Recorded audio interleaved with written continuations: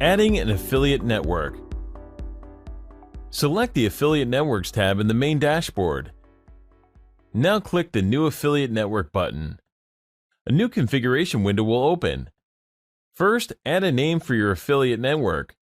If you don't run affiliate links, you can use the affiliate network label to group offers by their particular source, or use it for organizing offers based on the verticals. Under the name section, you can find 3 optional settings, which you can switch on or off. You can enable the Append Click ID to Offer URLs option. If you want our system to automatically append the click ID at the end of every offer URL associated with this affiliate network. With the Accept Duplicate Postback switched on, Volume will record all click IDs send within the postback URL or pixel request as conversions, even if the click ID is already registered as a conversion. You won't need to send a unique transaction ID within the postback or pixel in order to record more than one conversion per click ID. Enable the third option if you want to create a whitelist of IPs used by your network to fire conversions to Volume.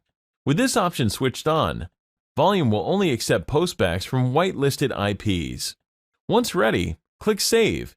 Your new affiliate network will be listed in the Affiliate Networks tab and will be available for the selection in the drop-down list in the offer configuration. Thanks for watching.